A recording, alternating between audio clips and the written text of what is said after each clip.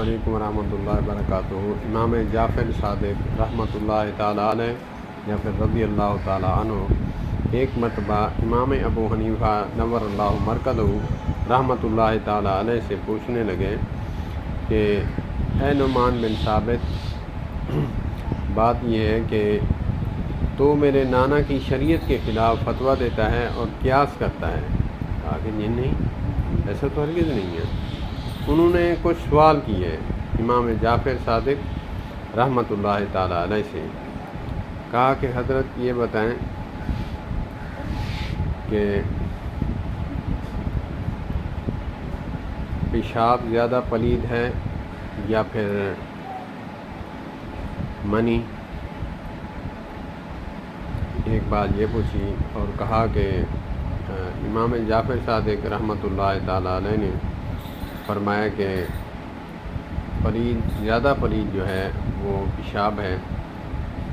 کہا کہ اگر میں قیاس کرتا تو میں یہ کہتا کہ پیشاب کرنے پر وضو نہیں، استنجا نہیں، غسل کیا جائے، اور منی جو ہے اس سے کم پلید ہے، کم درجے کی، تو اس پر جو ہے وضو کیا جائے۔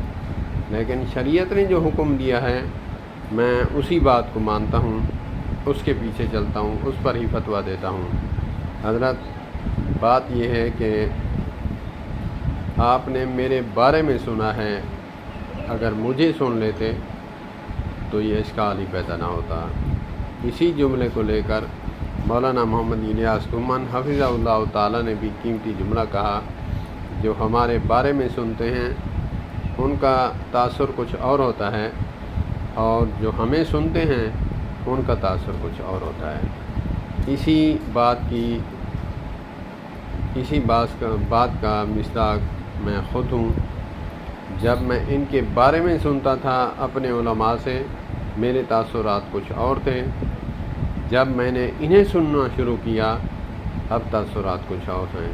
اللہ پاک مسلکی تعصب سے محفوظ فرمائے۔ اللہ پاک ہمیں علماء کے ساتھ وابستہ رکھے۔ والسلام علیکم ورحمۃ اللہ۔